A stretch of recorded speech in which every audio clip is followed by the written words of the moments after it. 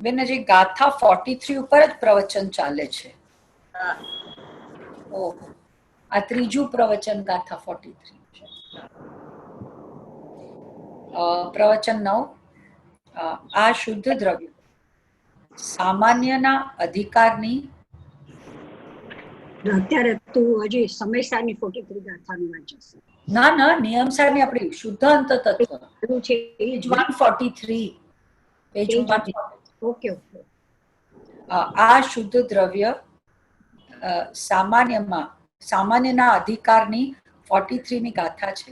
પ્રથમ વાત એ કરી કે આ ભગવાન આત્મા અનાદિ અનંત ત્રણેય કાળ નિર્મૂઢ હોવાથી, જુઓ, દ્રવ્યના વિશેષણમાં હોવાથી આવે છે, અન્ય પર્યાયના વિશેષણમાં થવાથી આવે છે. આમાં બધા આત્માઓ ત્રણેય કાળ નિર્મૂઢ છે. નિર્મૂઢનો અર્થ ઉપર કર્યો છે. નિશ્ચય નહીંથી સહજ જ્ઞાન, સહજ દર્શન, સહજ ચારિત્ર, સહજ પરમ વિતરાગ સુખ વગેરે અનંત ગુણો અને અનેક પરમ ધર્મોના એટલે પરમ ગુણોના આધારભૂત નિજ પરમાત્મા તત્વને જાણવામાં સમર્થ હોવાથી આત્મા નિર્મૂઢ છે. જાણવામાં સમર્થ હોવાથી એટલે જેમાં જાણવાની શક્તિ રહેલી છે. આત્મદ્રવ્ય અપેક્ષાએ નિર્મૂઢ હોવાથી એવો શબ્દ વાપર્યો છે. દ્રવ્ય અપેક્ષાએ હોવાથી આવે અને પર્યાય અપેક્ષાએ થવાથી આવે. 43ની ગાથા છે ને, એ આખી વાંચી જાઓ. પેલા મૂળ છે, મૂળમાં 43 ગાથા છે. બેન પણ અહીંયા જે આ કીધું ને કે દ્રવ્યના વિશેષણમાં હોવાથી આવે છે ને પર્યાયમાં થવાથી આવે છે, એટલે ઈ શું બેમાં ફરક છે? હોવાથી એટલે છે જ એમ, નિર્ગુણ છે અને ઓલો થાય છે, પર્યાયમાં થાય છે. દ્રવ્યમાં પર્યાયમાં મૂળ હતો ને પર્યાયમાં નિર્ગુણ થયો. અને દ્રવ્ય તો અનાદિ અનંત નિર્ગુણ જ છે, એનામાં જાણવાની શક્તિ નિર્ગુણ જ છે એમ. એટલે એમાં કઈ પરિણમન નથી થતું, હોવાથી એટલે પરિણમન નથી થતું, સ્વભાવથી નિર્ગુણ છે, ઓલું થાય છે. ગાથા 43 છે. નિર્દંડ ને નિર્દ્વંદ 119. નિર્દંડ ને નિર્દ્વંદ નિર્મમ નિશરીર નિરાગ છે. નિર્દોષ નિર્ભય નિરવલંબન આત્મા નિર્મૂઢ છે. અનવ્યાર્થ આત્મા નિર્દંડ નિર્દ્વંદ નિર્મમ નિશરીર નિરાલંબ નિરાગ નિર્દોષ નિર્મૂઢ અને નિર્ભય છે. ટીકા. અહીં આ ગાથામાં ખરેખર શુદ્ધ આત્માને સમસ્ત વિભાવનો અભાવ છે એમ કહ્યું છે. મનદંડ, વચનદંડ અને કાયદંડ, યોગ્ય દ્રવ્ય કર્મો તથા ભાવ કર્મોનો અભાવ હોવાથી આત્મા. નિર્દંડનો અર્થ અહીંયા આગળ છે. નિર્દંડનો અર્થ છે દંડ રહિત, જે મન વચન કાયાશ્રિત પ્રવર્તનથી આત્મા દંડાય છે તે પ્રવર્તનને દંડ કહેવામાં આવે છે. નિશ્ચયથી પરમ પદાર્થ સિવાયના સમસ્ત પદાર્થ સમૂહનો આત્મામાં અભાવ હોવાથી આત્મા નિર્દ્વંદ દ્વૈત રહિત છે. પ્રશસ્ત અપ્રશસ્ત સમસ્ત મોહ રાગ દ્વેષનો અભાવ હોવાથી આત્મા નિર્મમ મમતા રહિત છે. નિશ્ચયથી ઔદારિક વૈક્રિય આહારક તેજસ અને કાર્મણ નામના 5 શરીરોના સમૂહનો અભાવ હોવાથી આત્મા નિશરીર છે. નિશ્ચયથી પરમાત્માને પરદ્રવ્યનું અવલંબન નહીં હોવાથી આત્મા નિરાલંબ છે. મિથ્યાત્વ વેદ રાગ દ્વેષ હાસ્ય રતિ અરતિ શોક ભય જુગુપ્સા ક્રોધ માન માયા અને લોભ નામના 14 આભ્યંતર પરિગ્રહોનો અભાવ હોવાથી આત્મા નિરાગ છે. નિશ્ચયથી સમસ્ત પાપ મળ કલંક રૂપી કાદવને ધોઈ નાખવામાં સમર્થ સહજ પરમ વિતરાગ સુખ સમુદ્રમાં મગ્ન ડૂબેલી લીન પ્રગટ સહજ અવસ્થા રૂપ જે સહજ જ્ઞાન શરીર તેના વડે પવિત્ર હોવાને લીધે આત્મા નિર્દોષ છે.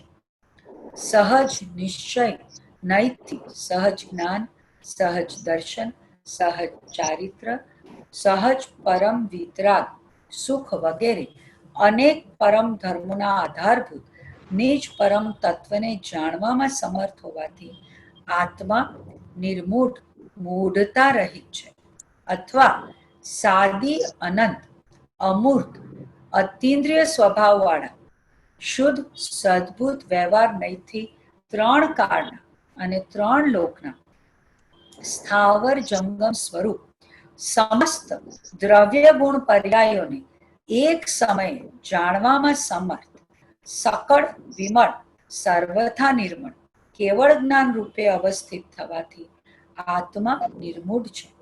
સમસ્ત પાપ રૂપી લાસ્ટ શું કીધું? નિર્મૂઢ. નિર્મૂઢ છે. નિર્મૂઢ. નિર્મૂઢ પછી સમસ્ત પાપ રૂપી શૂરવીર શત્રુઓની સેના જેમાં પ્રવેશી શક્તિ નથી એવા નિજ શુદ્ધ અંતતત્વરૂપ મહાદુર્ગમાં કિલ્લામાં વસતો હોવાથી આત્મા નિર્ભય છે. આવો આત્મા ખરેખર ઉપાદેય છે. એક વચ્ચે રહી ગયું. નિર્મૂઢ અને નિર્ભયની વચ્ચે એક હજી છે.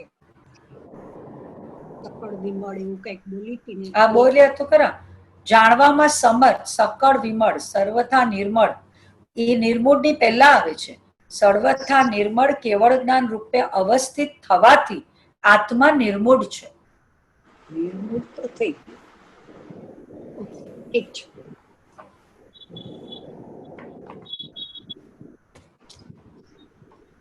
હવે વાત 144.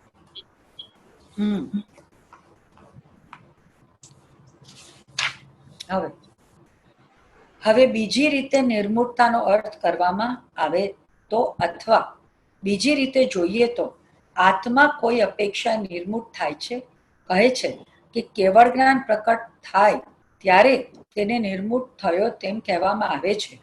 હોય એવું થાય, ન હોય તેવું જ થાય. ન હોય તેવું જ થાય તે આત્માના પરિણામ નથી. ફેરવી ન હોય એવું જે એવું જે થાય જે થાય તે. ન હોય તેવું જે થાય તે આત્માના પરિણામ નથી. આત્મા શુદ્ધ હોવાથી પર્યાયે શુદ્ધ થાય છે. આવું તો બને છે. જેવું સામાન્ય એવું વિશેષ સિદ્ધાંત આવ્યો.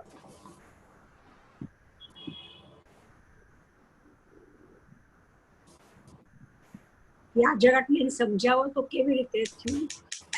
ત્રિકાળી ધ્રુવ ભગવાન આત્મા નિર્ગુણ છે ને એટલે પર્યાયમાં નિર્ગુણ થાય છે. એટલે ત્રિકાળી ધ્રુવ ભગવાન આત્મા નિર્ગુણ છે એ સામાન્ય છે અને પર્યાયમાં નિર્મૂળ થાય છે એ વિશેષ છે. એટલે જેવો નિર્મૂળ હતો તેવો થાય છે. પ્રાપ્તની પ્રાપ્તિ.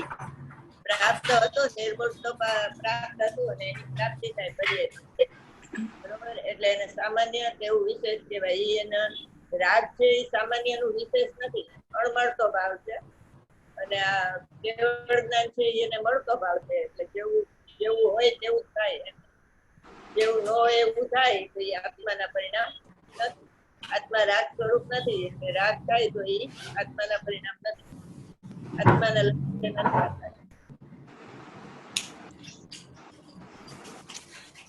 પાણી સ્વભાવે શીતળ હોવાથી શીતળ થાય છે તે તો બની શકે છે. હવે બીજી વાત, પાણી સ્વભાવે શીતળ હોવાથી ઉષ્ણ થયું તે વાત 100% જૂઠી છે. એ ઉષ્ણતા તે અગ્નિનો ધર્મ છે, તે પાણીનો ધર્મ નથી. તે આત્મા શુદ્ધ હોવાથી શુદ્ધ થાય છે. પરંતુ આત્મા સ્વભાવે શુદ્ધ હોવાથી પર્યાયે આત્મા અશુદ્ધ થયો તે વાત દ્રવ્ય દ્રષ્ટિથી જોવામાં આવે તો સ્વભાવની સમીપે જઈને જોવામાં આવે તો, આત્માનો પ્રત્યક્ષ અનુભવ કરીને જોવામાં આવે તો આત્મા અશુદ્ધ થયો છે, થાય છે, તે વાત 100% જૂઠી છે. આત્મા પર્યાય અશુદ્ધ થયો છે એમ જેને ભાસે છે તે અજ્ઞાની મૂઢ મિથ્યા દ્રષ્ટિ છે. આમાં શીતળ પાણીનું દ્રષ્ટાંત ક્યાં કળશમાં આવ્યું છે? સમયતાના પાણીનું દ્રષ્ટાંત આ રહ્યું. હમણાં જ તો આવ્યું છે વાત હા થોડી યાદ છે. નિર્મમ લોટસ લખ્યું છે દ્રષ્ટાંત, અહીંયા આવ્યું ઈ. પાછું દ્રષ્ટાંત મેં આમ માર્ક કર્યું છે કાપડ મારી. લવણ, લવણનું બધા દ્રષ્ટાંત આવે બેન, લવણ, કમળ, શીરની ના, એ તો શીરની થયું. પાણીનું દ્રષ્ટાંત ક્યાં થયું? શીતળ પાણીને શીતળ. આમ તો 320 ગાથામાં નથી આવતું. ના, એ તો લોખંડ આવે છે, કે લોઢાનો ગોળો આવે છે. એ તો વ્યતિરેક દ્રષ્ટાંત. બોલો સંગીતાબેન, ક્યાં આવ્યું છે? પાણીનું દ્રષ્ટાંત ક્યાં આવ્યું? ઘણીમાં તો છઠ્ઠી ગાથામાં જ આવતું હોય છે. કળશ, કળશ કળશ 181 184 બધા બોલી જવા જેટલા લખ્યા છે એટલા બોલી દઉં ને. યાદ છે પણ મોઢે નથી આવતું. પ્રદેશ ભેદ ગાથા છે. કળશ ટીકા કરો. અરે તે હાલી ગયું એટલું તો યાદ રાખજો. કોશિશ કરું છું, કોશિશ કરું છું. હાલો, કળશ કઈ- ટીકા કરો, કળશ ટીકા. હા, કઈ ગાથ કયે કેટલામો કળશ કાઢું? હા, 60. કળશ 60. સ્વભાવગ્રાહી જ્ઞાનથી જોવામાં આવે તો શીતળતા પાણીની જ છે. હા હા હા, આવ્યું ને? કહી દીધું. કળશ 60. પેલા પેલું કાઢી દે પછી પાણી ઉષ્ણ છે ત્યારે સ્વભાવથી શીતળ છે. કળશ 60. જેમાં ઓલો મીઠાનો દાખલો આપ્યો હતો. 4 હા, 60. આ રહ્યું. દીપચંદ કાશલીવાલ ના, કળશ ટીકા મમ્મી. કળશ થાય. એટલે દાખલો લખ્યો છે પણ ક્યાં છે એ નથી લખ્યો. શું લખ્યું છે? દીપચંદજી કાસ્તીવાલનો દાખલો કયો છે? અનિત્ય પર્યાય નિત્યનો દ્રવ્યનો નિર્ણય કરે છે. અનિત્ય નિત્યનો નિર્ણય કરે છે. અનિત્ય પર્યાય છે ને નિત્યનો નિર્ણય. એ દીપચંદી કાશલીવાલ લખ્યું. પછી એની નીચે જ આ શીતળતા એ સ્વભાવગ્રાહી સ્વભાવ પાણીનું છે, ગરમ થાય છે તે તેનો સ્વભાવ નથી. તમે લખ્યું છે? પણ ક્યાં છે એ નથી લખ્યું. અચ્છા. હું પાછી હોશિયાર બહુ ને કઈ જગ્યાએ છે એ નથી. પણ એવું તો બધે બહુ થાય, લખી નાખું પછી એમ થાય બેને કેમ કીધું તું, હવે યાદ ન આવે. એટલે બે મેળાપ કરવો કેવી રીતે બેનો? જ્ઞાનાદેવ જ્વલન. તમે બે લખી લેજો, ભારતીબેન ને સંગીતાબેન. હા હા બે લખી લેજો. કળશ થાય. પાણીનું દ્રષ્ટાંત કળશ 60. કળશ એમાં તો નહીં. જ્ઞાનાદેવ જ્વલન પયસૌરોષ્યણ યશેત્વ વ્યવસ્થા જ્ઞાનાદેવો લસતી લવણ સ્વાદ ભેદ. અચ્છા, તો ઓલું શાકમાં મીઠું નાખે તો ખારશ મીઠા નીચે શાકની નથી. શું શાકનો લોલુપી? 15મી ગાથા. 15મી ગાથા. હા. શ્રીજીનું કીધું તો એ 15મી ગાથા મેં લઈ. લવણ સ્વાદ ભેદ દવ્યુદાસ જ્ઞાનાદેવ સ્વરસ વિકસ નિત્ય ચૈતન્ય ધાતો ક્રોધાદેશ પ્રભવતી વિદા વિંદતી કૃત્ર ભાવમ. શુદ્ધ સ્વરૂપ માત્ર વસ્તુનો અનુભવ કરતા જ ચેતના સ્વરૂપથી પ્રકાશમાન છે, અવિનશ્વર છે એવું જે શુદ્ધ જીવ સ્વરૂપ તેનું અને સમસ્ત અશુદ્ધ ચેતનારૂપ રાગ આદિ પરિણામનું ભિન્નપણું થાય છે. ભાવાર્થ આમ છે કે સાંપ્રત જીવ દ્રવ્ય રાગ આદિ અશુદ્ધ ચેતના રૂપે પરિણમ્યું છે. ત્યાં તો એમ પ્રતિભાસે છે કે જ્ઞાન ક્રોધરૂપ પરિણમ્યું છે, તેથી જ્ઞાન ભિન્ન ક્રોધ ભિન્ન એવું અનુભવવું ઘણું જ કઠણ છે. ઉત્તર આમ છે કે સાચે જ કઠણ છે, પરંતુ વસ્તુનું શુદ્ધ સ્વરૂપ વિચારતા ભિન્નપણારૂપ સ્વાદ આવે છે. કેવું છે ભિન્નપણું? કર્મનો કર્તા જીવ એવી ભ્રાંતિ તેને મૂળથી દૂર કરે છે. દ્રષ્ટાંત કહે છે, જેમ અગ્નિ અને પાણીના ઉષ્ણપણા અને શીતપણાનો ભેદ નિજ સ્વરૂપ ગ્રાહી જ્ઞાનથી પ્રકટ થાય છે, તેમ ભાવાર્થ આમ છે કે જેમ અગ્નિ સંયોગથી પાણી ઊનું કરવામાં આવે છે, કહેવામાં પણ ઊનું પાણી એમ કહેવાય છે, તો પણ સ્વભાવ વિચારતા ઉષ્ણપણું અગ્નિનું છે, પાણી તો સ્વભાવથી શીતળ છે. આવું ભેદ જ્ઞાન વિચારતા ઉપજે છે. બીજું દ્રષ્ટાંત, જેમ ખારો રસ તેના વ્યંજનથી ભિન્નપણા વડે ખારો લવણનો સ્વભાવ, એવું જાણપણું તેનાથી વ્યંજન ખારું એમ કહેવાતું જણાતું તે છૂટ્યું નિજ સ્વરૂપના જાણપણા દ્વારા પ્રગટ થાય છે. ભાવાર્થ આમ છે કે જેમ લવણના સંયોગથી વ્યંજનો સંભાર કરવામાં આવે છે, ત્યારે ખારું વ્યંજન એમ કહેવાય જણાય પણ છે.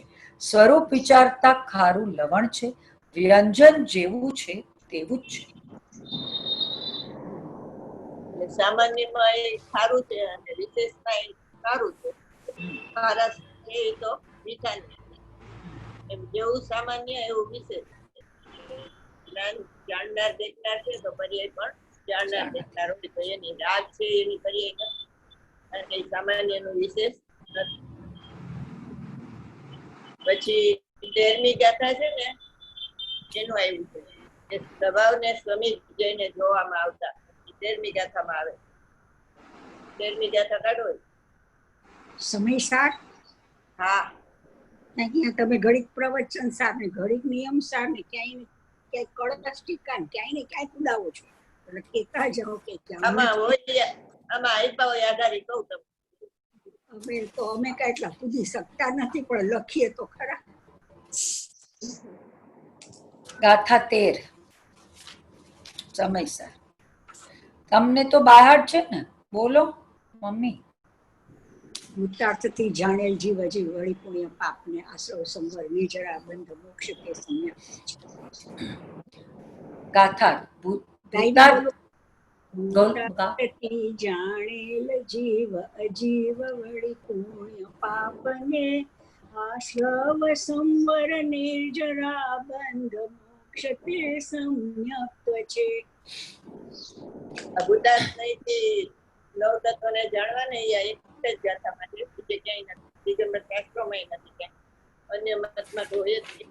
વ્યવહાર ની વાત છે, પર્યાય છે એ તો વ્યવહાર નો વિષય છે, એને નિશ્ચય નથી જોવા, એટલે એ વાત અહીંયા નિરપેક્ષ જોવાની છે. પર્યાય દ્રવ્યના લક્ષ્ય શ્રવણ નિજરા મોક્ષ નથી થતા અને કર્મના લક્ષ્ય આશ્રવ બંધ પુણ્ય પાપ નથી થતા. હવા યોગ થાય છે. જાણનારો છે મહાવિજયથી સિમંદર ભગવાનનો સંદેશ છે એ આમાં. એટલે સમયસર શરૂ થતા એની વિષય વસ્તુ આ 13મી ગાથામાં આપી દીધી.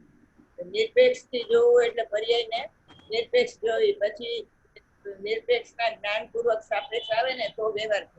પહેલેથી સાપેક્ષ જુઓ તો એ મિથ્યાત્વ છે. આપણે ટકા કળશમાં વાંચ્યું નવ તત્વનું ભેદરૂપ જ્ઞાન એ મિથ્યાત્વ.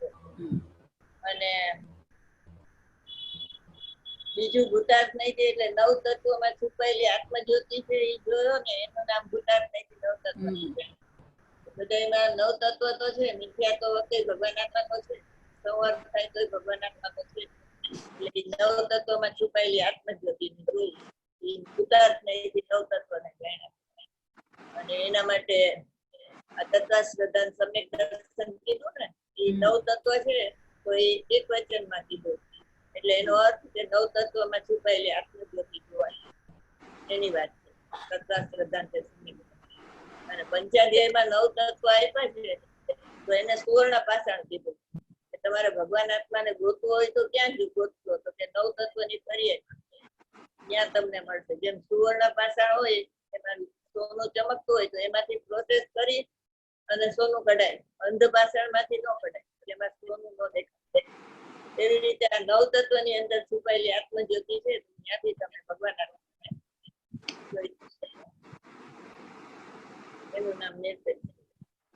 ચાર રીતે નવ તત્વને જોવાની વાત કરી છે. એક તો સંસાર અવસ્થામાં અનુભવ ઉભા રહ્યું લખવું પડે.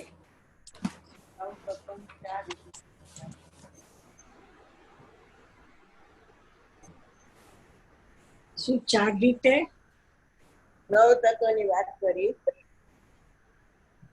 એક તો અધિગમના ઉપાય તરીકે જ નવ તત્વને જાણવાના. અધિગમ ઉપાય. આત્માના અધિગમના ઉપાય તરીકે એટલે આત્માને જાણવા માટે નવ તત્વને જાણવા, એમાં છુપાયેલી આત્મજ્યોતિ કેટલી જણાય. શું અધિગમ શું સમજાણું? અધિગમ અધિગમ એટલે આત્માને જાણવાના ઉપાય, અનુભવ કરવાના ઉપાય નથી, પણ આત્માને અધિગમ એટલે આત્માને જાણવાના ઉપાય. પેલા શાસ્ત્ર દ્વારા આત્માને જાણો ને પછી તમે અનુભવ કરવો હોય તો એનું લક્ષ છોડીને પછી સીધો જ્ઞાનમાં જ્ઞાનને પકડવા. છુપાયેલી આત્મજ્યોતિને જાણવું.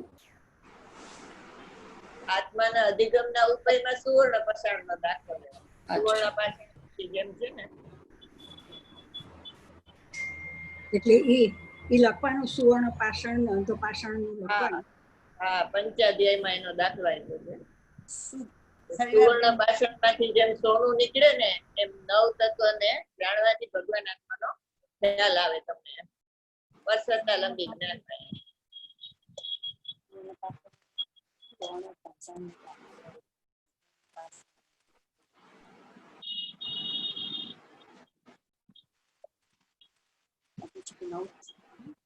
પંચાસ્તિકાય ને બે પંચાધ્યાય પંચાધ્યાય નવ તત્વ ને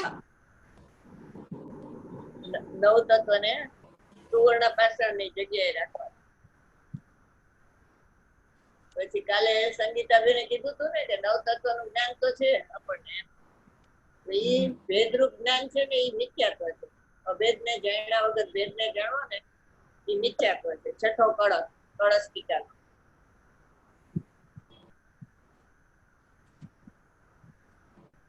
ભેદને જાણ્યા વગર ભેદને જાણો તો મિથ્યા. એ મિથ્યાત્વ છે. ભેદરૂપ શ્રદ્ધાન છે ને નવ તત્વનું મિથ્યાત્વ છે.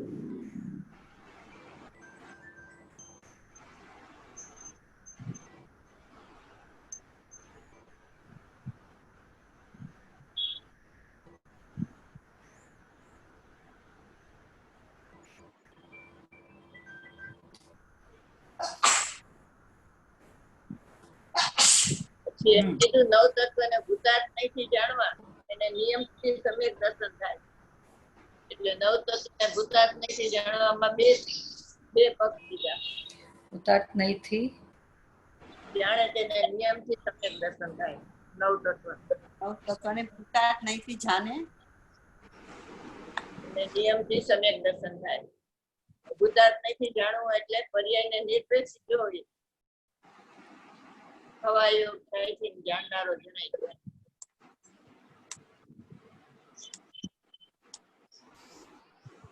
એને સત્કારકથી થાય, એની યોગ્યતાથી થાય છે. એને ભૂતાર્થ નહીં નવ તત્વને જાણ્યા. બીજું નવ તત્વમાં છુપાયેલી આત્મજ્યોતિને જોઈને એનું નામ ભૂતાર્થ નહીં નવ તત્વને જાણ્યું. નવ તત્વમાં છુપાયેલી આત્મજ્યોતિને જોઈ એનું નામ ભૂતાર્થ નહીં નવ તત્વને જાણ્યું. છુપાયેલી આત્મજ્યોતિ આત્મજ્યોતિને જોઈ તે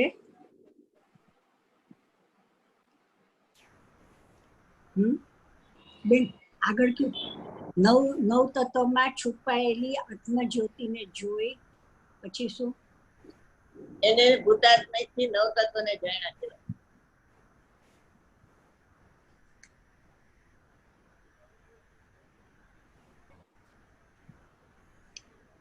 એના માટે ઓલું તત્વાસ્ત્રદાન સમ્યક દર્શન એ જ્ઞાન પ્રધાન નિશ્ચય છે. નિર્વિકલ્પ દશામાં જ્ઞાન પ્રગટે છે ને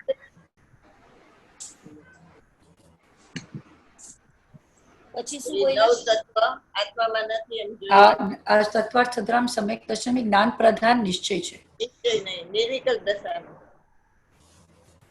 શું કીધું? એ જ્ઞાન પ્રધાન કથન છે. જ્ઞાન પ્રધાન નિશ્ચય નહીં. નિર્વિકલ્પ દશામાં જ્ઞાન પ્રગટે છે ને શ્રદ્ધા સાથે, તો એ એમ જાણે છે કે આત્મામાં નવ તત્વ નથી. શું જ્ઞાન જ્ઞાન સવિકલ્પ સાકાર છે. સવિકલ્પ દશામાં જ્ઞાન સવિકલ્પ સાકાર છે. નિર્વિકલ્પ દશામાં જ્ઞાન, નિર્વિકલ્પ દશામાં જ્ઞાન નવ તત્વમાં આત્મામાં નવ તત્વ નથી એમ જાણે. શું નિર્વિકલ્પ દશામાં? સોરી, ભેરવી ને તો તું કે ભેરવી. હા, નિર્વિકલ્પ દશામાં એક મિનિટ ઉભા રહો. તમે બોલો તો. હું ફરીથી કહું આ પોઈન્ટ.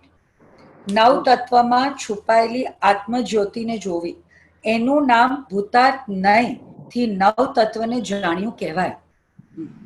એનો રેફરન્સ છે તત્વાર્થ શ્રદ્ધાનામ સમ્યક દર્શનમ. આ જ્ઞાન પ્રધાન નિશ્ચય નહીં ની વાત છે. નિર્વિકલ્પ દશામાં જ્ઞાન પ્રગટે છે. વિકલ્પ નિર્વિકલ્પ દશામાં જ્ઞાન પ્રગટે છે. એ જાણે છે કે આત્મામાં નવ તત્વ નથી. એનું નામ તત્વાસ્ત્રદાન સમ્યક દર્શન. એનું નામ છે તત્વાર્થ સદ્ધાનમ સમ્યક દર્શનમ અને જ્ઞાન સવિકલ્પ સાકાર છે. શું કીધું? નિર્વિકલ્પ દશામાં જ્ઞાન પ્રગટે છે, તે જાણે છે. એ જાણે છે કે આત્મામાં નવ તત્વ નથી.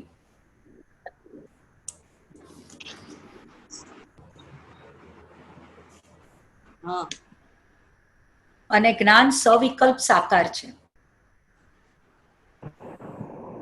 શ્રદ્ધા નિર્વિકલ્પ નિરાકાર, એટલે એટલો આત્માને જ જાણે છે. સવિકલ્પ સાકાર. શ્રદ્ધા નિર્વિકલ્પ નિરાકાર નિરાકાર. એને આત્મશ્રદ્ધાન તે સમ્યક દર્શન એને એમ કહેવાય. આત્મશ્રદ્ધાન તે સમ્યક દર્શન. નિર્વિકલ્પ તો ઓલામાં તત્વાશ્રદ્ધાન તે સમ્યક દર્શન. સાકાર છે ને, શ્રદ્ધા નિર્વિકલ્પ નિરાકાર છે. શ્રદ્ધા સવિકલ્પ સાકાર છે. સાકાર. હવે ક્યાંક આપણે ઓલું સેક્રેટરીની જોબ લેવી હોય ને તો મળી જશે. હવે છે ને સવિકલ્પ દશામાં આવ્યો ને સાધક, હા હા પછી નવ તત્વને પોતે જાણે છે અથવા બીજાને સમજાવે છે ને, તો એ હા. વ્યવહાર તો ઈ વ્યવહાર જ્ઞાન છે. ઈ વ્યવહાર જ્ઞાન છે. હા, એ નવ તત્વને વ્યવહાર નથી જાણ્યા એમ કહેવાય. શું નવ તત્વને? શેના માટે થઈને? આ શેના માટે? આ શેના માટે? બહુ કપાય છે અવાજ. આ છે બેને એમ કીધું કે સવિકલ્પ દશામાં પછી આવે અનુભવ પછી, ત્યારે ઈ જ્યારે નવ તત્વની વાત કરે ને ત્યારે એને વ્યવહાર નવ તત્વનું વ્યવહાર જ્ઞાન કહેવાય. એ તો મિથ્યાત્વ કહેવાય ને. ના, આ નવ તત્વનું વ્યવહાર જ્ઞાન કહેવાય. આ વ્યવહાર પેલા મિથ્યાત્વ કહેવાય. પેલા કહેવાય છે આત્માને જાણ્યા પેલા કીધું ને તો મિથ્યાત્વ. આત્માને જાણ્યા પછી સવિકલ્પ દશામાં વાત કરે તો એ સમ્યક હતો, કારણ કે એને અભેદનું જ્ઞાન છે, એટલે એને નિશ્ચયનું જ્ઞાન છે ને, તો આરે વ્યવહાર. અચ્છા. પછી તમે એમ કહો કે જ્ઞાની નવ તત્વની વાત કરે તો એને ન કીધું કે નવ તત્વની વાત કરી તમને કહે છે, તો એનો અર્થ એમ હવે કે એને સમજાય. ભગવાન આત્માને જાણ્યા પછી વાત કરે છે, ઓલો જાણ્યા વગર કરે છે. અભેદને જાણ્યા પછી ભેદની વાત કરો ને તો વ્યવહાર થઈ જાય. અભેદને જાણ્યા વગર ભેદની વાત કરો તો મિથ્યાત્વ થઈ જાય. બરોબર?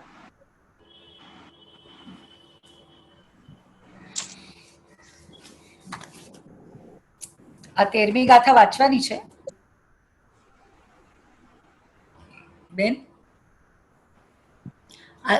બેન હા, જેની સાથે ઉતાર એટલે એનું આ હા. વિવરણ હતું બધું. હા. હા, એમાં વાંચો. સ્વભાવની સમીપ જઈને ઈ ગોતવાનું છે ને, સ્વભાવની હા. સમીપ જઈને ઈ ગોતવાનું.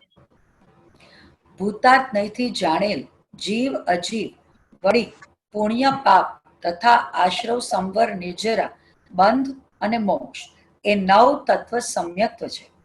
આ જીવાદી નવ અને તત્વ છે ને કોહિનૂરનો હીરો, અને કોહિનૂરનો હીરો કહેવાય. ભૂતાત્માથી નવ તત્વને જાણવા એને કોહિનૂરનો હીરો કહેવાય.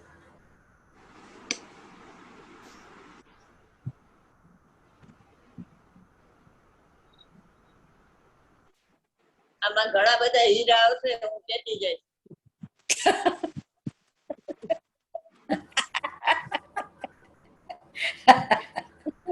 આ કોહિનૂરનો હીરો તમે પેલા કીધું છે, પણ હવે જો તમે એમ પૂછો કે કોહિનૂરનો હીરો કઈ ગાથા, તો તો ઓલી સીધી કાકરી ડફ થાય. અત્યારે પૂછી લો, પછી નહીં પૂછતા. ના 10 મિનિટ પછી નહીં, હમણાં ભારતી છેલ્લે પૂછે તો નહીં યાદ હોય. વર્તમાનમાં જ બધું. છેલ્લે પૂછે તો નહીં યાદ હોય, એટલે તું ફૂટાની જરાય સ્વપર પ્રકાશકની વાત કરી ત્યારે કોહિનૂરનો હીરો કોને કીધું? સ્વપર પ્રકાશકની વાત કરી ત્યારે હા, એ તો મેં લખ્યું છે. એ તો મેં પાછું કથનચિત જે હતું ને એને કોહિનૂરનો હીરો તમે લખાયું છે.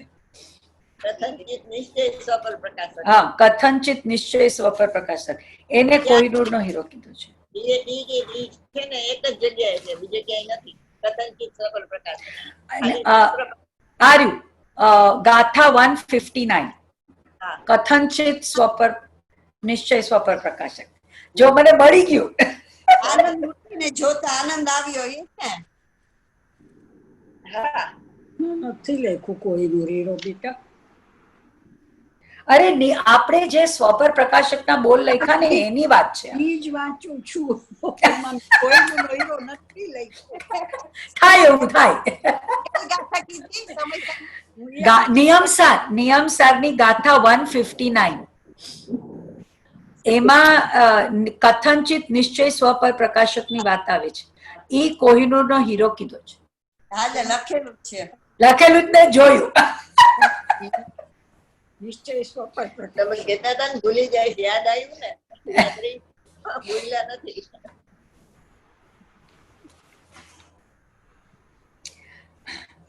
આ જીવાદી નવ તત્વો ભૂતાર્થ નહીંથી જાણીએ સમ્યક દર્શન જ છે એ નિયમ કયો? કારણ કે તીર્થની વ્યવહાર ધર્મની પ્રવૃત્તિ અર્થે અભૂતાર્થ વ્યવહાર નહીંથી કહેવામાં આવે છે.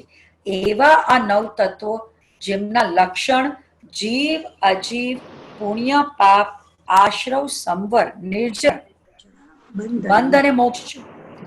તેમનામાં એકપણું પ્રગટ કરનાર ભૂતાર્થ નહીંથી એકપણું પ્રાપ્ત કરી શુદ્ધ નહીંપણે સ્થપાયેલા આત્માની અનુભૂતિ કે જેનું લક્ષણ આત્મખ્યાતિ છે તેની પ્રાપ્તિ હોય છે. અશુદ્ધ નહીંથી નવ તત્વને શુદ્ધ નહીંથી શું થયું? આ અવાજ કેમ આટલો આવે છે? હું મ્યુટ કરું. કપાય છે તમે. એક મિનિટ બેન. તમારે ઘરે મિક્સી કે કઈ ચાલે છે?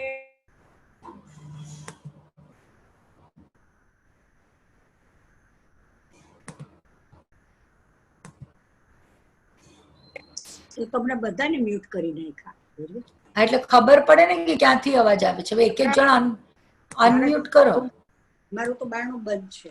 બેનને અનમ્યુટ કર, એને નહીં ખબર પડે.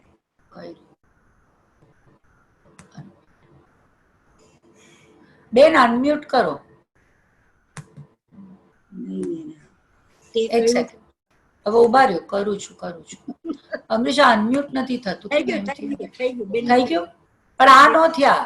એક મિનિટ ઉભા થઈ ગયું. ભારતીને લોકો આ બસ થઈ ગયું. હા, ઓકે.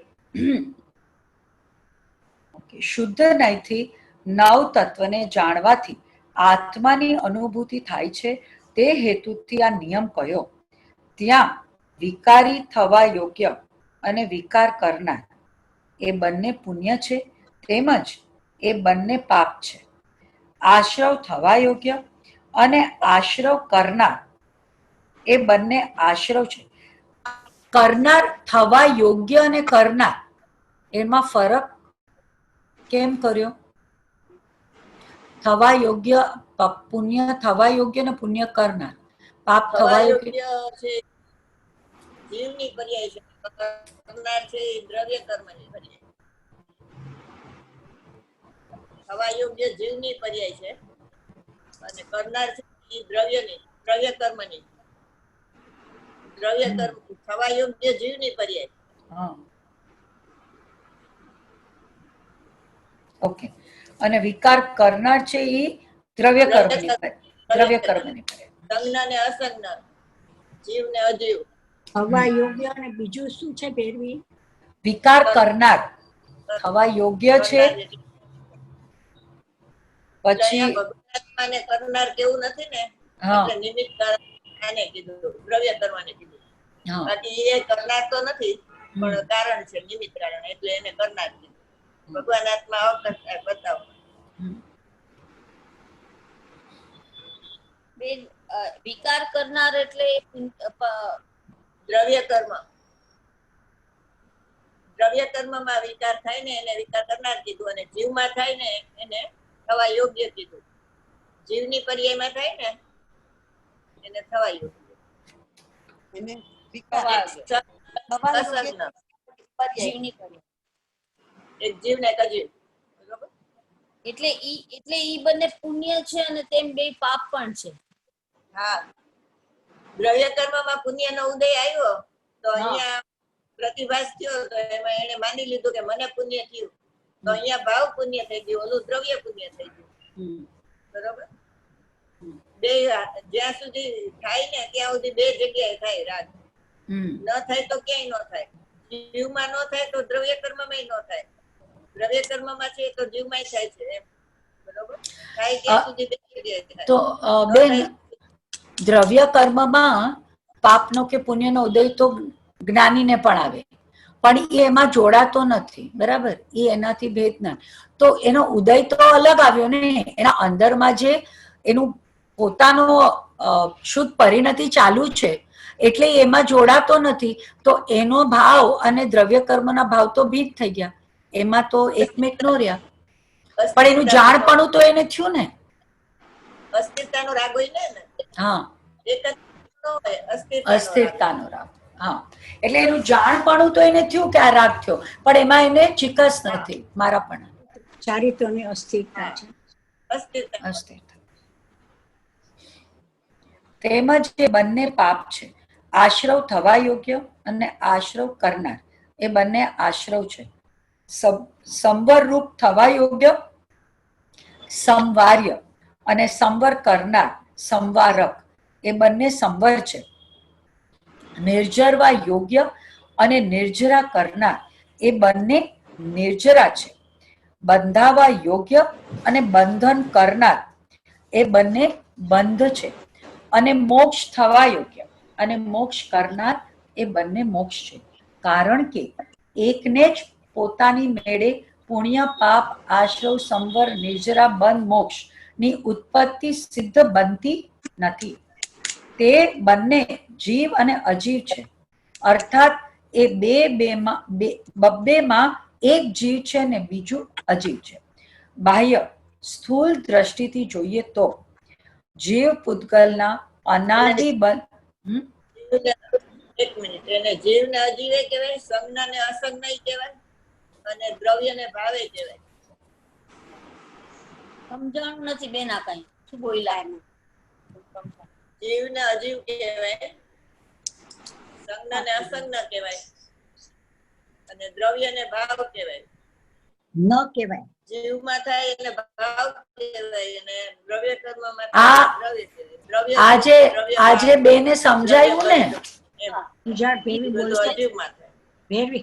આ વિકાર થવા યોગ્ય ને વિકાર કરનાર એ જે સમજાવ્યું ને એના કનેક્શનમાં બેન કે છે કે જીવ અને અજીવ પણ કહેવાય, સંજ્ઞ અને અસંજ્ઞ પણ કહેવાય, ને દ્રવ્ય અને ભાવ પણ કહેવાય.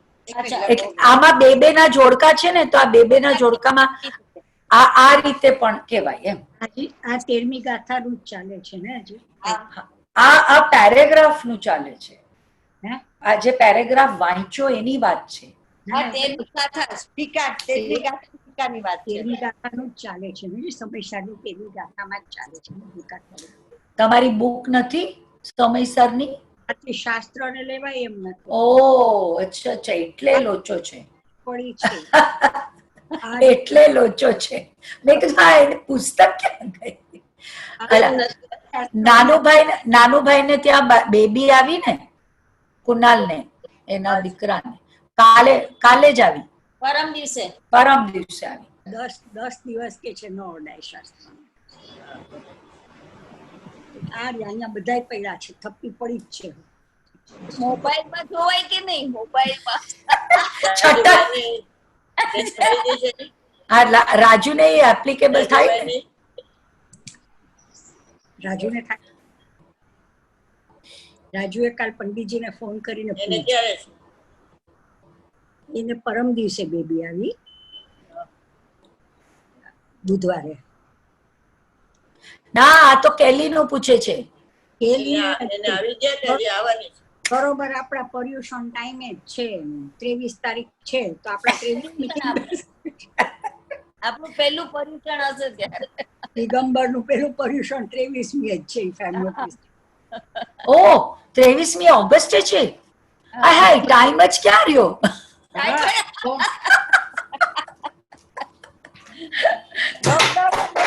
પતી જશે. પણ આમ છે ને, રૂપાલી કહેતી હતી કે એને કેલી પોતે છે ને 8મે મહિને થઈ છે, એનો ભાઈ તો 7મે, એટલે કે કદાચ આને વહેલું થઈ જાય, ખબર નહીં. થયું થાય, થવા દો. હમણાં બેને કીધું થવા યોગ્ય થાય છે, જાણ આપો છે. આપણે અત્યારથી ચિંતા શું કરવાની? લોકડાઉનમાં જ બાળકો જન્મ થાય છે. છો માં.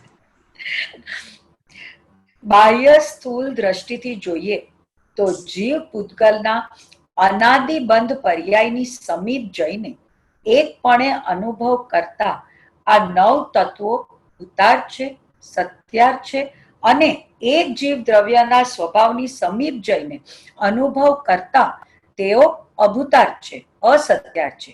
જીવના એકાકાર સ્વરૂપમાં તેઓ નથી. આ લીટી અહીંયા આવી. હા સ્વભાવની સમીપ જઈને જોવાથી. ઈ કોહિનૂરનો હીરો છે. સ્વભાવની સમીપ જઈને જોવું નહીં. સ્વભાવની સમીપ જઈને અનુભવ કરતા તેઓ અભૂતાર્થ છે. એટલે સ્વભાવની એમ સમીપ અહીંયા એમાં એવું છે, સ્વભાવની સમીપ જઈને જોવામાં આવે તો આત્માનો પ્રત્યક્ષ અનુભવ કરીને જોવામાં આવે તો આત્મા અશુદ્ધ થયો છે, થાય છે, તે વાત 100% જુદી છે. અહીંયા ઈ આવે. સમીપ જઈને એટલે શું? સ્વભાવ સન્મુખ આત્માની સન્મુખ.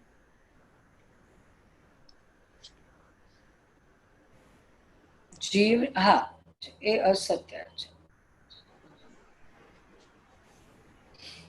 જીવના એકાકાર સ્વરૂપમાં તેઓ નથી. તેથી આ 9 તત્વમાં ભૂતાર્થ નથી, એક જીવ જ પ્રકાશમાન છે. એવી રીતે અંતરદ્રષ્ટિથી જોઈએ તો આ ત્રીજો કોહિનૂરનો હીરો. હા એક દ્રવ્ય પ્રકાશમાં છે. એક હા ત્રીજો કોહિનૂરનો હીરો. પહેલો કોઈનો હીરો આગળ હતો, ભૂતાર્થ નથી, 9 તત્વોને જાણ્યા. જાણ્યું એ કોઈનો પહેલો હીરો. પછી સ્વભાવની સમીપ જઈને અનુભવ કરતા તેઓ અભૂતાર્થ છે, અસત્યાર્થ છે. એ બીજો કોઈનો. એક મિનિટ, શું ફરીથી બોલ. ફરીથી બોલ. કેટલા કોઈનો હીરો નંબર 1, પછી નંબર 2 બોલ.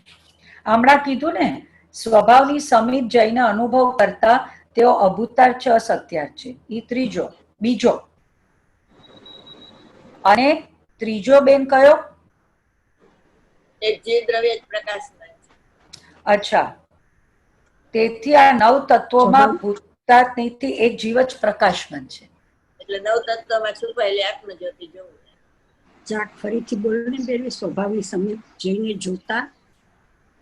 મમ્મી તમારા ઓલામાં માર્ક કરી લેવાનું છે, લખવાનું નથી.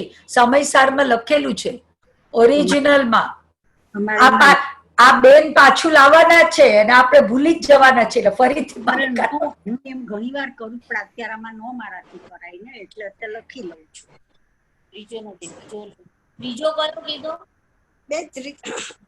ત્રીજો કયો કીધો? તમે પેજ નંબર 32 પર છો? હા હા હા હા, તો એમાં સેકન્ડ પેરેગ્રાફમાં 1 2 3 4 ફોર્થ લાઈન સેકન્ડ પેરેગ્રાફ. હા, તો ઈ નવ તત્વ ભૂતાર્થ નહીંથી એક જ જીવ પ્રકાશમાન છે. ઈ ફોર્થ લાઈન છે. ત્રીજો. ઈ ત્રીજો.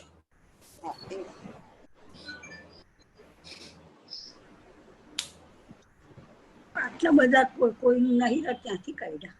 તમે માલ થઈ જશો. આટલા બધા દુનિયામાં એક છે, આપણી પાસે ઘણા છે. બધા કોઈનું નહીં રહે. એવી રીતે અંતરદ્રષ્ટિથી જોઈએ તો જ્ઞાયક ભાવ જીવ છે અને જીવના વિકારનો હેતુ અજીવ છે. હા, ચોથો. બાપરે હીરા, ચોથો હીરો આવ્યો. ચોથો હીરો આવી ગયો. હા, હીરો નહીં, કોહિનૂરનો હીરો. આપણે નાયક ભાવ જીવ છે એ. હા, બસ એટલું જ. જ્ઞાયક ભાવ જીવ છે. બુકમાં લખી લો ને, બુકમાં. ના પછી આટલી ક્યારે જોઈએ? આ તો ગમે ત્યારે વંચાય. હા, અને જીવના વિકારનો હેતુ જીવ છે. વળી અજીવ છે. અજીવ છે. જીવના વિકારનો હેતુ અજીવ છે. અજીવ છે. વળી પુણ્ય પાપ આશ્રવ સંવર નિર્જરા બંધ અને મોક્ષ એ જ જેમના લક્ષણ છે. એવા તો કેવળ જીવના વિકારો છે અને પુણ્ય પાપ આશ્રવ સંવર નિર્જરા બંધ અને મોક્ષ એ વિકાર હેતુઓ કેવળ અજીવ છે. આવા આ નવ તત્વો જીવ દ્રવ્યના સ્વભાવને છોડીને પોતે અને પર જેમના કારણ છે એવા એક દ્રવ્યના પર્યાયોપણે અનુભવ કરવામાં આવતા ભૂતાર્થ છે અને સર્વકાળે અસ્ખલિત એક જીવ દ્રવ્યના સ્વભાવની સમીપ જઈને અનુભવ કર. હા, સર્વકાળે અસ્થલિત કોઈનો હીરો. પાછું આવ્યું પાંચમું. તું મને છે ને બધા હીરા એક સાથે ભેરવી આપી દેજો. હા, ભેરવી મને બધા કોઈનું હીરા એક સાથે આપી દેજો. હા, એ તમારે 10 દિવસ પૂરા થાય ને એટલે બધા એક સાથે આપી દે. બધા માર્ક કરી લેજો. પોતે એટલે કોણ અને પર એટલે કોણ? અનુભવ કરવા આપતા ભૂતાર્થ છે ને સર્વકાળે અસ્ખલિત છે. એક જીવ દ્રવ્યના એની પહેલા. હા, આવા આ નવ તત્વો જીવ દ્રવ્યના સ્વભાવ વડે છોડીને પોતે અને પર જેમના કારણ છે એવા એક દ્રવ્યના પર્યાયપણે અનુભવ કરવામાં આવતા. બાકીના બધા જ નવે નવ તત્વ છે એ પર. જીવ દ્રવ્ય પોતેમાં કોણ લેવાનું? પોતામાં અહીંયા પોતે એટલે પર્યાય અને પર એટલે કર્મ, દ્રવ્ય કર્મ. પોતે એટલે પર્યાય લેવાનું, દ્રવ્ય નહીં. ત્રિકાળી રૂપ બનાવવાનું. હા, હું બધું ક્યાંથી બધું ગોળ મટોળ નીકળે.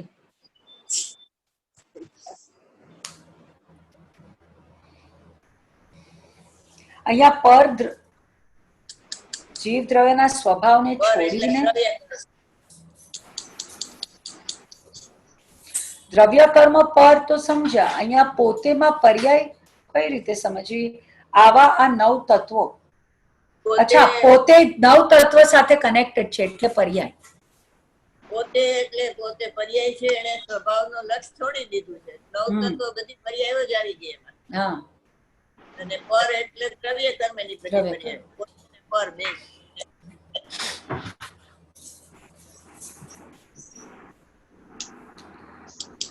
એક જીવ દ્રવ્યના સ્વભાવની સમીપ જઈને અનુભવ કરવામાં આવતા તેઓ અભૂતાર્થ છે, અસત્યાર્થ છે.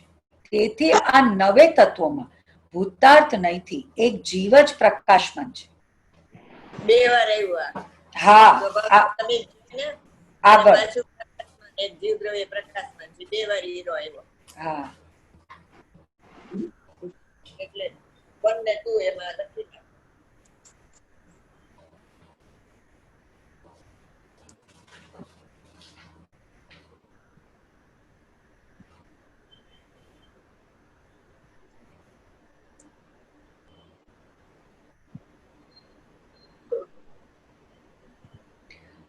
એમ તે એકપણે પ્રકાશતો શુદ્ધ નયપણે અનુભવાય છે.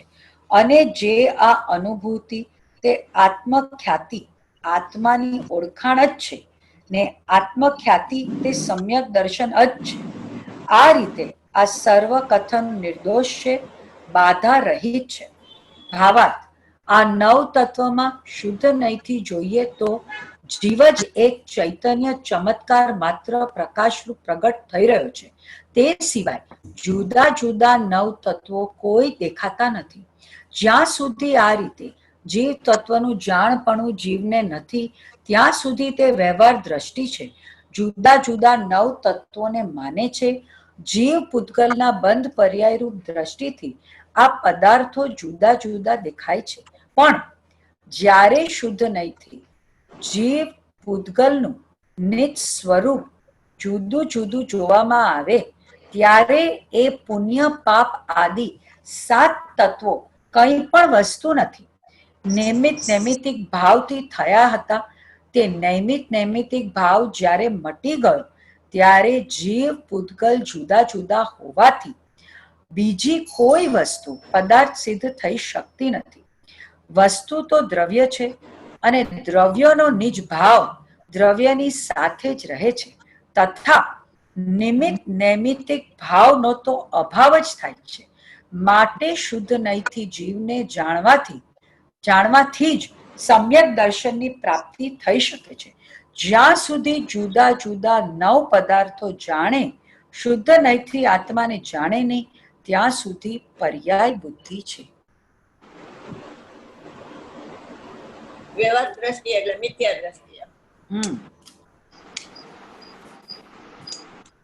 પર્યાય બુદ્ધિ બી મિથ્યા દ્રષ્ટિ જ લેવું ને? હા, વ્યવહાર દ્રષ્ટિ કીધું ને એટલે પર્યાય દ્રષ્ટિ. પર્યાય દ્રષ્ટિ એટલે મિથ્યા દ્રષ્ટિ.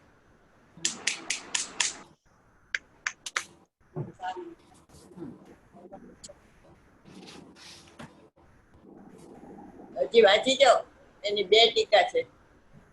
એની 2 ટીકા નથી? હા, 2 છે.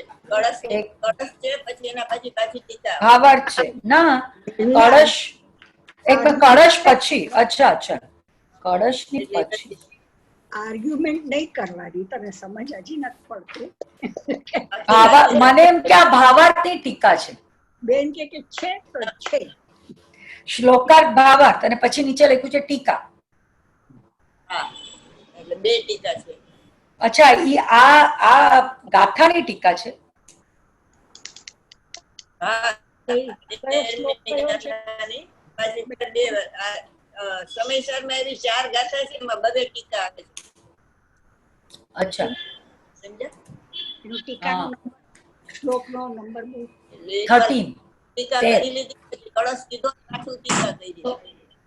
ઈ તો કળશ ને ટીકા બધું વાંચી જાવ, બીજી ટીકા બધું.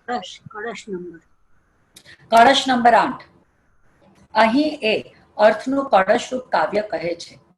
શ્લોકાર્થ, આ રીતે 9 તત્વોમાં ઘણા કાળથી છુપાયેલી આ આત્મજ્યોતિને જેમ વર્ણોના સમૂહમાં છુપાયેલો એકાકાર સુવર્ણને બહાર કાઢે તેમ શુદ્ધ નયથી બહાર કાઢી પ્રગટ કરવામાં આવી છે. માટે હવે હે ભવ્ય જીવો, હંમેશા આને અન્ય દ્રવ્યથી તથા તેમનાથી થતા નૈમિત્તિક ભાવોથી ભિન્ન એકરૂપ દેખો. પદે પદે અર્થાત પર્યાયે એકરૂપ ચિત્ત ચમત્કાર માત્ર ઉદ્યોતમાન છે. પ્રતિપદમ એક રૂપમ એવો શબ્દ છે. હા, છેલ્લું છે. પ્રતિપદમ એક પર્યાય એક રૂપ જો આ સૂત્ર થઈ ગયું છે. પ્રતિપદમ એક રૂપમ એટલે દરેક પર્યાયમાં ભગવાન આત્માને જો.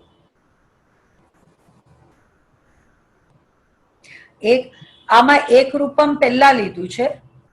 હા, એક રૂપમ દ્રશ્યતામ અને પછી પ્રતિપદમ ઉદ્યોતમાન. હા, પર્યાય ગુજરાતીમાં પ્રતિપદમ એક રૂપમ આવે છે. પર્યાય એક રૂપને જો. પર્યાય રૂપ એક રૂપે છે.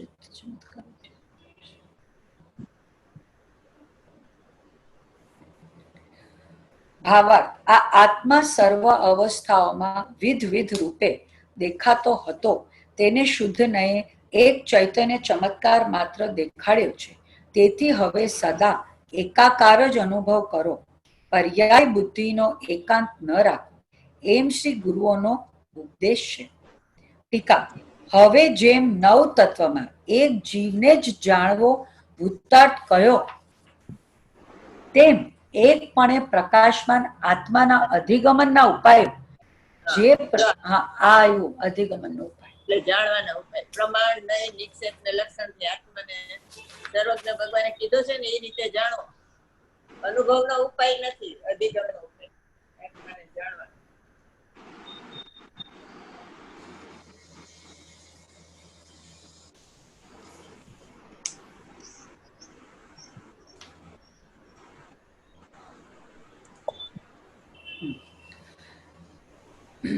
અધિગમના ઉપાય જે પ્રમાણ નહીં નિક્ષેપ છે તેઓ પણ નિશ્ચયથી અભૂતાર્થ છે. તેમાં પણ આત્મા એક જ ભૂતાર્થ છે, કારણ કે જ્ઞેય અને વચનના ભેદોથી પ્રમાણ આદિ અનેક ભેદરૂપ થાય છે.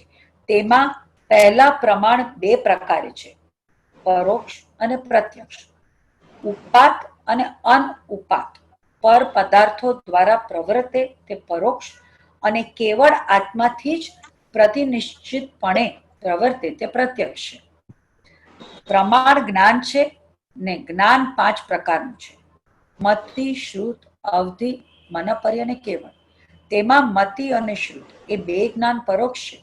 અવધિ ને મનપર્ય એ બે વિકલ્પ પ્રત્યક્ષ છે અને કેવળ જ્ઞાન સકલ પ્રત્યક્ષ છે. તેથી આ બે પ્રકારના પ્રમાણ છે. તે બંને પ્રમાતા પ્રમાણ પ્રમેયના ભેદને અનુભવતા તો ભૂતાર્થ છે, સત્યાર્થ છે, અને જેમાં સર્વ ભેદો ગૌણ થઈ ગયા છે એવા એક જીવના સ્વભાવનો અનુભવ કરતા તેઓ અભૂતાર્થ છે, અસત્યાર્થ છે. એટલે પ્રમાણ, પ્રમેય અને પ્રમાતા નામ ભેદ છે, વસ્તુ ભેદ નથી. વસ્તુ તો અનુભવમાં તો એક જ રૂપ દેખાય છે. પ્રમાણ કયો તો ઈ, પ્રમેય કયો તો ઈ, ને પ્રમાતા કયો પછી. પ્રમાતા એટલે શું? પ્રમાતા પ્રમાણ એટલે પ્રમેય પ્લસ પ્રમાણ ઇઝ ઇક્વલ ટુ પ્રમાતા. એટલે જ્ઞેય પ્લસ જ્ઞાન ઇઝ ઇક્વલ ટુ જ્ઞાતા હોય ને, એવી રીતે. પ્રમેય પ્લસ પ્રમાણ પ્રમેય એટલે જ્ઞેય, પ્રમાણ એટલે જ્ઞાન, અને પ્રમાતા એટલે જ્ઞાતા.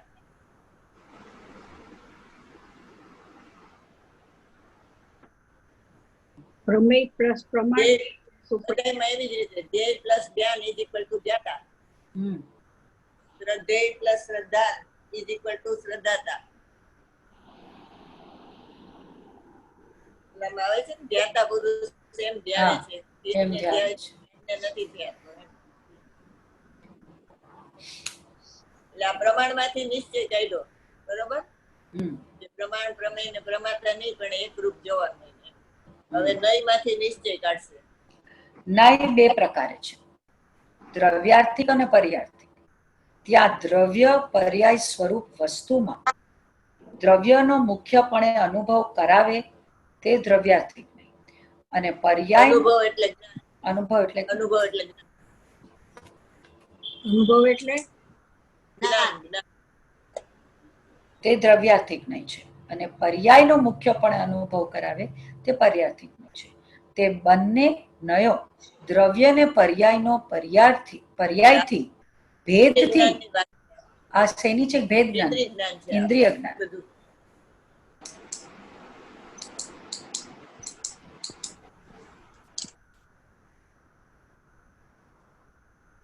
ભેદથી ક્રમથી અનુભવ કરતા તો ભૂતાર્થ છે, સત્યાર્થ છે, અને દ્રવ્ય તથા પર્યાય એ બંને નહીં આલિંગન કરાયેલા એવા શુદ્ધ વસ્તુ માત્ર જીવના ચૈતન્ય માત્ર સ્વભાવનો અનુભવ કરતા તેઓ અભૂતાર્થ છે, અસત્યાર્થ છે. નિક્ષેપ 4 પ્રકારે છે: નામ, સ્થાપના, દ્રવ્ય અને ભાવ. વસ્તુમાં જે ગુણ ન હોય તે ગુણના નામથી વ્યવહાર માટે વસ્તુની સંજ્ઞા કરવી તે નામ નિક્ષેપ છે. આ તે છે એમ અન્ય વસ્તુમાં અન્ય વસ્તુનું પ્રતિનિધિત્વ સ્થાપવું, પ્રતિમા રૂપ સ્થાપન કરવું તે સ્થાપના નિક્ષેપ. વર્તમાનથી અન્ય એટલે કે અતીત અથવા અનાગત પર્યાયથી વસ્તુને વર્તમાનમાં કહેવી તે દ્રવ્ય નિક્ષેપ. વર્તમાન પર્યાયથી વસ્તુને વર્તમાનમાં કહેવી. બેન ક્યાં વયા ગયા? હમણાં બોલવા જતી હતી કે બેન તો ગયા. હવે એમને 8 વાગી ગયેલો, મને એમ છે કે બેન નો ટાઈમ જ છે ઓફ થઈ ગયો. ઓફ થઈ ગયા. એટલે એમને ઓલો 8 વાગે એલો ક્લાસ નો ઓલો હોય છે, બીજો હોય છે ને બીજો ક્લાસ હોય છે. હા, અને hall હોલવાળા. કાલે પૂરું કરશું. ચાલો, જય જીનેન્દ્ર. જય જીનેન્દ્ર. ઓલા મને 2-3 જણના મેસેજ આવ્યા કે ફરીથી નેક્સ્ટ ક્લાસમાં નિર્જરા પાછી લે. હવે આજે નિર્જરા ભાવના કરી તો પાછા 3-4 જણના મેસેજ આવ્યા કે આમાં તો બહુ નહીં સમજાણો, નિર્જરા ભાવના પાછી લે. કારણ કે શબ્દ જ્ઞાન જ ન હોય ને, એટલે કે જરાય કોઈને કઈ બિલકુલ આવડતું બહુ ઓછા. અને છાયાને ને તૃષાને ને એ લોકોને ઘણું, છાયાને ઇવન મેઇનલી છાયાને તૃષાને એ લોકોને દે અન્ડરસ્ટેન્ડ અ લોટ. એના બધા સવાલ બી પ્રમાણે હોય ને એને શબ્દ જ્ઞાન બી સારું છે, ખબર પડે છે. એક છાયાને સમજ પડે છે, તૃષા બી ઓછું, ઓછું મેઇન છાયા. કારણ કે એને ઘણી સમજ પડે છે. જે થોડુંક સમજે ને એને સવાલ ઉઠે, સમજે કાંઈ એકદમ ન સમજે ને હા, મીતા દિગંબરની છોકરી છે ને, કોણ? હવે પપ્પાજીમાં મીતા એની ભાભી મીતા. અચ્છા, ઓકે. દિગંબરની છે. આપણા કયા બાપુજી હતા સંબલપુરના? ખબર છે ને એના કઈક ફાધર કે એના કાકા દાદા સંબલપુરની છે ને, મને ખબર છે. અચ્છા. એકવાર પર્યુષણમાં ખાસ પર્યુષણ કરાવાયા હતા અને ત્યારે આત્મસિદ્ધિ ઉપર જ એમને પ્રવચન આપ્યા હતા જૈન ભવનમાં. હા, પણ એટલે એને ઘણું, એટલે આમ જેમ કહે ને કે સિદ્ધાંતિક થોટ પ્રોસેસ છે એમ. આમથી આમ હવામાં ઉડે એવું નથી, આમ બરાબર સિદ્ધાંતથી એનો થોટ પ્રોસેસ છે. એટલે ખ્યાલ આવે કે એને કઈ રીતે એનું ક્વેશ્ચન છે. તો બધા સાંભળે છે, કોણ કેટલું સમજ્યું આપણને. બિચારા આજે કોઈ મને મેસેજ કર્યો કે તો એમ કે આત્માના પુરુષાર્થ માટે શરીર તો જોઈએ ને. મેં કીધું કે હવે હું તો આમાં મેં કીધું કે થોડુંક છે ને જૈન સિદ્ધાંત પ્રવેશ વાંચી, વધારે શું કહું. એટલે મેં કીધું તું 0-1 થી ખરેખર વી આર વેરી ફોર્ચ્યુનેટ કે સુમનભાઈ તો એટલું બેઝિક થી સમજાયું છે ને કે હવે વસ્તુને જેમ કે પેલા શબ્દમાં ગોથા નથી ખાતા, નહીતર તો એમાં જ પેલા તો દાંડિયા ઉડી છે. સાચે કે આ ખબર કે સુમનભાઈ તો બહુ મહેનત મારા પર કરી છે. ઘણા વર્ષ પહેલા, ઘણા એટલે મે બી મોર દેન 20 વર્ષ કેમ થઈ ગયા. તો ત્યારે મેં રાજુને એમ કીધું, મેં કીધું મને મુંબઈ આવીને એમાં મને 2 જ વસ્તુની ખુશી છે. એક તો મારી દીકરી મુંબઈમાં છે અને એક મન સુમનભાઈ મળ્યા. બાકી તો બધું ઠીક છે, સાઈડમાં ફેમિલી ની તો બધા હોય, they are also by product એમ. મારી દીકરી છે એક સુમનભાઈ મળ્યા. એટલે બધી જ રીતે સમજવામાં. એકચ્યુઅલી બેનને તો મારે પૂછવું હતું, કારણ કે આજે વચનામૃત વાંચું છું ને એમાં સમયસાર લખ્યું છે, ગાથા લખી છે, પણ આ તો સમયસારની ગાથા છે નહીં. એટલે શેની છે એ બેનને દેખાડું તો ખબર પડે. તમને ખબર ને એક મને કોઈએ આપ્યું, તો એક મારા સાસુના સત્સંગી છે, તો એની પાસે કઈ હાથ નોંધ હતી અને એના નાનીને કોઈ એમ કીધું કે આ કૃપાળુ દેવે લખાવડાયું છે, એટલે એની પાસે હાથ નોંધ હતી. તો મેં મને કે હું તમને આપીશ નહીં. મેં કીધું સારું. એટલે મેં લખ્યું, હું વાંચું ને તો મને બરાબર એમ લાગે. મેં કીધું આ તો છે બધી સમયસારની વાત, પણ આ ગાથા સમયસારની ટીકા બી નથી લખતી, આ છે સુપત લખી અને પછી બેનને મેં ઝેરોક્સ કરીને મોકલાયું. બેને તો જોયું એ ભેગું કે આ તો કળશ ટીકા છે, જે આ કળશ ટીકા આપણે વાંચીએ છીએ ને, તો એ કળશ ટીકા છે. બેન તો વાંચતા બેન કે આ તો કળશ ટીકા છે. કળશ ટીકા ખબર કોને કે કળશ ટીકા એટલે શું? તો બેન કે તો રાજમલજી પાંડેના પ્રવચન છે કળશ ઉપર, આ ઈ છે. મેં કીધું અચ્છા. તો કે ના, તો હવે તમે વાંચો. મેં કીધું હાય આપણને નથી આમાં કઈ ભાન પડતી, આમાં શું ભાન પડશે? તો કે ના એવું નહીં વિચારવાનું, વાંચવાનું. એટલે કળશ ટીકાના 8 ભાગ અહીંયા તો મળતા નહોતા, રાજુ અમદાવાદ થી મને મોકલાવ્યા. અને વાંચ્યા જ છે, ખબર નથી શું વાંચ્યા છે, કોઈ આઈડિયા નથી, પણ વાંચ્યા છે. હવે એવું લાગે છે કે ફરીથી એકવાર વાંચ્યા જોઈએ. એવું જ છે. અત્યારે સમયસર સીધી હા બીજી વાર સમયસર સીધી ત્રીજી વાર વાંચું છું તો મને વાંચ્યું છે કઈ વાંચ્યું છે એમ જ આ થાય. છોકરાને જે તને મળી ને જે બેને કીધું આ કલસા મૃત્યુ છે હા ઈ કેટલા પેજ ની મેળવી? અરે એ તો કોઈની નોટબુકમાં લખેલું છે. આટલી નાની નોટબુક હોય ને, ખબર છે આપણે ઓલા મોદી પાસે આપણે હિસાબની નોટબુક લઈએ એવી નોટબુકમાં લખેલું છે, હાથેથી. એમ તમે અત્યારે કેમ લખો છો? બેન બોલે છે ને તમે અને નંબર પણ વર્ડ ટુ વર્ડ લખેલું છે, એટલે જેમ કોઈ આમાંથી કોપી કરતા હોય ને હા એવી રીતે છે. એવી રીતે વર્ડ ટુ વર્ડ લખેલું છે, શબ્દે શબ્દ લખેલું છે. એટલે કોઈના પ્રવચન સાંભળ ના ના, આ રાજમલજી પાંડેની ટીકા.